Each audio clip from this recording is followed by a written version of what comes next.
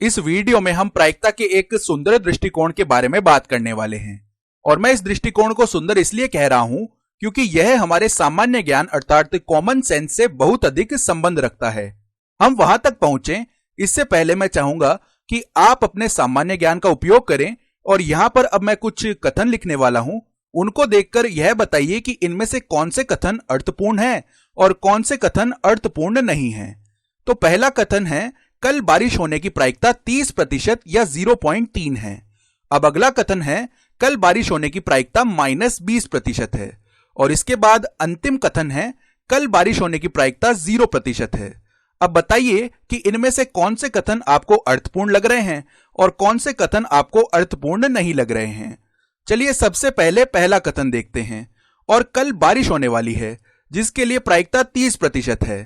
30 एक अच्छी संख्या नहीं है। यहां पर इसका अर्थ है कि ज्यादा संभावना यह है कि कल बारिश नहीं होने वाली है और कल बारिश होने की कम संभावना है, किंतु मैं कहूंगा कि यह कथन फिर भी अर्थपूर्ण है। तो यहां पर पहला कथन तो अर्थपूर्ण है। चलिए अगला कथन देखते हैं। और यहां पर प्रायिकता है -20%। तो माइनस देखकर मुझे लगता है कि यह कथन अर्थपूर्ण नहीं है। तो हो सकता है कि यह अर्थपूर्ण हो या अर्थपूर्ण ना हो, तो चलिए इसे हम बाद में देखेंगे। पहले हम तीसरा कथन देख लेते हैं। यह कथन कहता है कि कल बारिश होने की संभावना 0% है। तो यहां पर 0% का अर्थ है कि यह घटना निश्चित रूप से नहीं होने वाली है। ऐसी बिल्कुल भी संभावना नहीं है कि कल बारिश हो सकती है, यानी कल एकदम धूप वाला दिन होने वाला है और कल भी एक धूप वाला दिन ही होगा। या ऐसे कह सकते हैं कि कल इस वर्ष का सबसे गर्म दिनों में से एक दिन होने वाला है और बिल्कुल भी संभावना नहीं है कि कल बारिश हो। तो इस कारण प्रायिकता 0% है। तो मैं कहूंगा कि यह तो फिर भी अर्थपूर्ण है। तो क्या अब हम 0% से नीचे जा सकते हैं? इसके बारे में सोचिए। तो ऐसा करना संभव नहीं है। हम 0% से नीचे नहीं जा सकते हैं। 0% का अर्थ है कि यह घटना निश्चित रूप से घटित नहीं होने वाली है। अब आप स्वयं ही सोचिए, हम घटना के घटित ना होने के नीचे कैसे ही जा पाएंगे। तो इसका मतलब है कि ये -20% बिल्कुल भी अर्थपूर्ण नहीं है। चलिए अब कुछ और कथन देखते हैं। यदि मैं एक सिक्का उछालता हूं, मुझे एक चित्त या एक पट मिलने की प्रायिकता 100% या 1 दिख रही है। अगला कथन है, यदि मैं एक पासा फेंकता हूं तो मुझे एक 7 से छोटा पूर्णांक प्राप्त होने की प्रायिकता 1 है। और अंतिम कथन है, यदि मैं एक पासा फेंकता हूं तो मुझे एक 0 से बड़ा पूर्णांक प्राप्त होने की प्रायिकता 0.5 है या 50% है। तो मैं कहूंगा कि आप एक बार इस वीडियो को पॉज कीजिए और यह सोचिए कि इनमें से कौन से कथन अर्थपूर्ण हैं और कौन से कथन अर्थपूर्ण नहीं हैं। तो एक बार इस वीडियो को रोकिए और स्वयं से प्रयास कीजिए। तो उम्मीद करता हूं कि आपने स्वयं से प्रयास किया होगा। चलिए अब पहले कथन को देखते हैं। तो जब भी आप एक सिक्के को उछालेंगे तो या तो आपको एक चित्त यानी कि हेड मिलेगा या एक पट यानी कि टेल मिलेगा। तो इन्हीं दो विकल्पों में से कोई एक आपको मिलने वाला है। तो निश्चित है कि आपको इन दोनों में से एक अवश्य ही मिलेगा। तो इन दोनों में से एक मिलने की संभावना 100% है। तो या तो आपको चित्त मिलेगा या आपको पट मिलेगा। इन दोनों में से एक अवश्य ही मिलेगा। इसका मतलब है कि यह कथन अर्थपूर्ण है। तो मैं इस बात से 100% आश्वस्त हूं कि या तो मुझे एक चित्त मिलेगा या मुझे एक पट मिलेगा। चलिए अब अगला कथन देखते हैं। तो यहां पर लिखा हुआ है कि यदि मैं एक पासा फेंकता हूं तो मुझे एक 7 से छोटा पूर्णांक प्राप्त होने की प्रायिकता 1 है। तो देखिए, जब भी आप एक पासा फेंकेंगे तो आपको पूर्णांक मिलेंगे, जैसे कि 1, 2, 3, 4, 5 या 6। तो ये सभी संख्याएं 7 से छोटी हैं, यानी कि यदि हमें इनमें से कोई भी संख्या मिलेगी तो वह 7 से छोटी ही होने वाली है। तो इस बात से मैं 100% आश्वस्त हूं कि पासे को फेंकने पर एक 7 से छोटा पूर्णांक ही प्राप्त होगा। तो यह कथन भी अर्थपूर्ण है। चलिए अब अंतिम कथन देखते हैं। जब मैं एक पासा फेंकता हूं तो 0 से बड़ा पूर्णांक प्राप्त होने की प्रायिकता 0.5 है। तो यह कथन कह रहा है कि प्रायिकता 0.5 या केवल 50% है। तो मैं जानता हूं कि एक पासे को फेंकने पर हमें सदैव एक 0 से बड़ा पूर्णांक ही मिलेगा, जैसे कि 1, 2, 3, 4, 5 या 6। तो ये समस्त पूर्णांक निश्चित रूप से 0 से बड़े हैं। तो हम कहेंगे कि पासे को फेंकने पर 0 से बड़ा पूर्णांक मिलने की प्रायिकता 100% होगी, यानी सदैव हमें 0 से बड़े पूर्णांक ही मिलेंगे। तो यह प्रायिकता 0.5 नहीं होगी बल्कि 1 होगी, यानी कि 100% होगी। तो इसका मतलब है कि यह कथन अर्थपूर्ण नहीं है। चलिए मैं आपको अब एक दूसरे दृष्टांत में ले चलता हूं। मान लीजिए कि एक थैले में लाल, हरी एवं नीली गेंदें हैं और हम एक गेंद यादृच्छया यानी कि रैंडमली चुनते हैं और हमें अब यहां पर दिया गया है कि एक लाल गेंद मिलने की प्रायिकता 20% है, साथ ही साथ एक हरी गेंद मिलने की प्रायिकता 40% है। तो हमारे सामने यह प्रश्न है कि एक लाल या एक हरी गेंद मिलने की प्रायिकता क्या होगी। और इसी तरह यहां पर एक और सवाल है कि एक नीली गेंद प्राप्त होने की प्रायिकता क्या होगी। पुनः मैं कहूंगा कि आप एक बार इस वीडियो को पॉज कीजिए और अपने सामान्य ज्ञान का इस्तेमाल कीजिए और इन दोनों प्रश्नों के उत्तर प्राप्त करने का प्रयास कीजिए। चलिए अब यह हम साथ में मिलकर कर लेते हैं। हमारे पास में यहां पर एक प्रतिदर्श समष्टि यानी कि सैंपल स्पेस है और इस प्रतिदर्श समष्टि में लाल, हरी या नीली गेंदें हैं और हम ये तो जानते हैं कि एक लाल गेंद प्राप्त होने की प्रायिकता 20% है और हम यह भी जानते हैं कि एक हरी गेंद प्राप्त होने की प्रायिकता 40% है। और एक तीसरी स्थिति है जिसमें हमें थैले में से एक नीली गेंद मिल सकती है।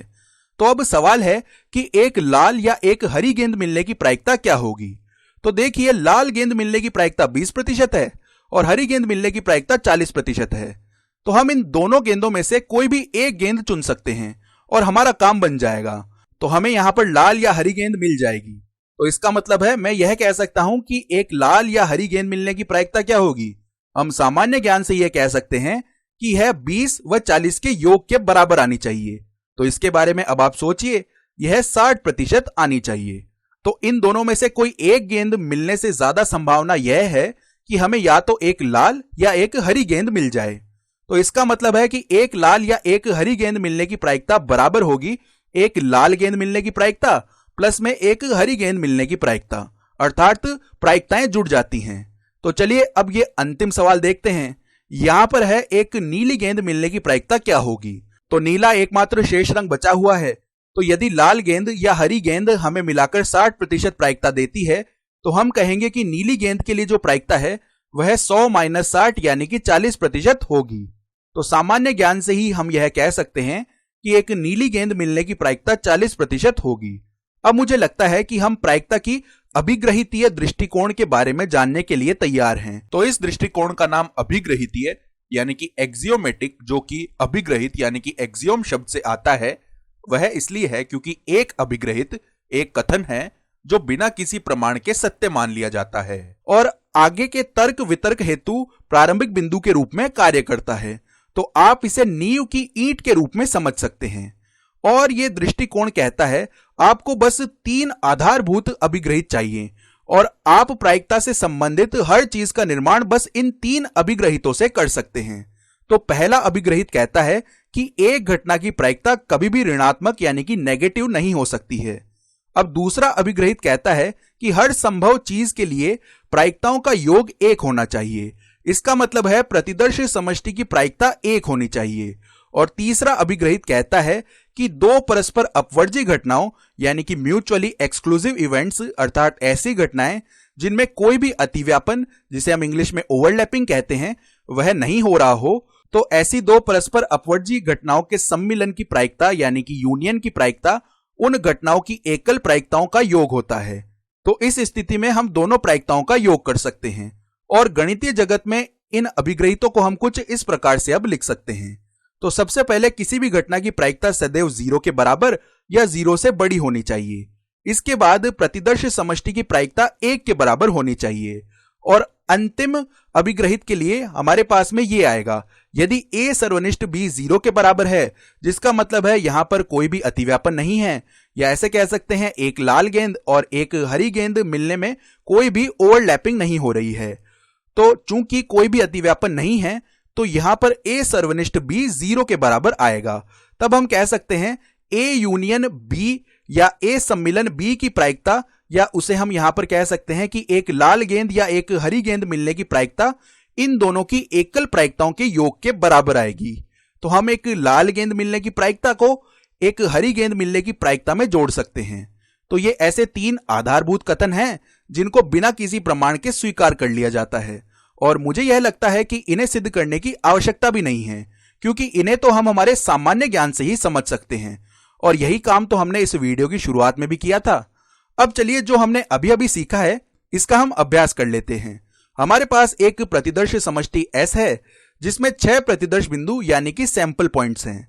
तो W1 से लेकर यहां पर W6 तक हैं ये प्रतिदर्श बिंदु।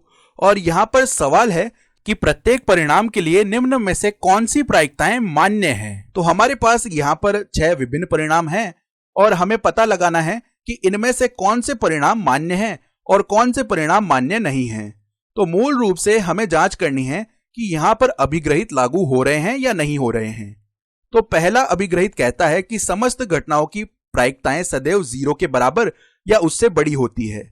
दूसरा अभिग्रहित कहता है कि समस्त प्रायिकताओं का योग या प्रतिदर्श समष्टि की प्रायिकता सदैव 1 होती है। और हमें यहां पर तीसरे अभिग्रहित की आवश्यकता नहीं है, क्योंकि हम इनका सम्मिलन या यूनियन तो ले ही नहीं रहे हैं। तो पहले परिणाम के लिए हमारे पास बराबर प्रायिकताएं हैं। यहां पर इन सभी की प्रायिकता 1/6 है। तो चलिए अभिग्रहित 1 की जांच करते हैं। तो क्या ये सभी प्रायिकताएं 0 से बड़ी हैं? तो हमारा जवाब होगा जी हां, ये सभी प्रायिकताएं 0 से बड़ी हैं। अब यदि हम इन सभी प्रायिकताओं का योग करते हैं तो हमें देखिए क्या 1 मिलेगा। तो चलिए इनका योग करते हैं।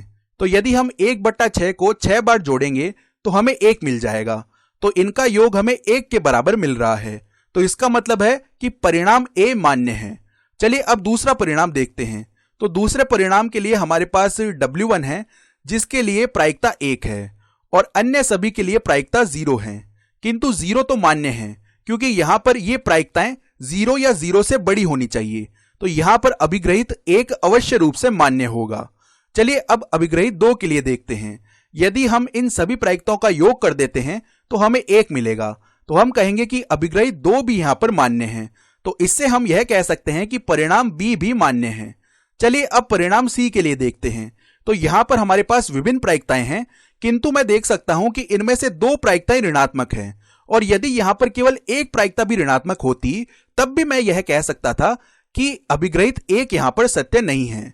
तो अब मुझे अभिग्रहित 2 के लिए जांच करने की जरूरत भी नहीं है। मैं सीधा यहां पर कह सकता हूं कि परिणाम सी मान्य नहीं है। तो अब अगले परिणाम डी के लिए सभी प्रायिकताएं 0 से बड़ी हैं। तो हम कहेंगे कि अभिग्रहित 1 मान्य है।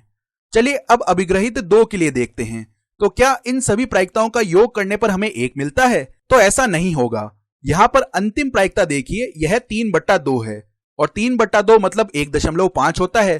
तो यह अकेली प्रायिकता ही 1 से बड़ी हो गई है। और इसमें जब ये अन्य प्रायिकताएं जुड़ेंगी तो यह मान 1 से काफी बड़ा हो जाएगा। तो हम कह सकते हैं कि यहां पर अभिग्रहित 2 मान्य नहीं है, इसलिए यहां पर यह परिणाम डी मान्य नहीं होगा। अब अंतिम परिणाम देखिए, यहां पर सारी धनात्मक प्रायिकताएं हैं। तो अभिग्रहित 1 तो सत्य हो जाएगा। अब देखिए ये 0.6 है और यह 0.5 है। तो यदि इनका हम योग करेंगे तो हमें 1.1 मिलेगा, जो कि पहले से ही 1 से बड़ा हो गया है। और अब यदि हम इसमें बाकी की प्रायिकताएं जोड़ेंगे तो मान 1 से काफी बड़ा हो जाएगा। तो हम कहेंगे कि इन सभी प्रायिकताओं का योग 1 से बड़ा मिल रहा है और 1 नहीं मिल रहा है। तो अभिग्रहित 2 यहां पर मान्य नहीं है। तो हम कह सकते हैं कि परिणाम ई भी मान्य नहीं है। तो अब हमें यह समझ में आ गया है कि अभिग्रहित क्या होते हैं और परिणाम मान्य है या नहीं है, इसकी जांच करने हेतु हम अभिग्रहितों का उपयोग किस प्रकार से कर सकते हैं।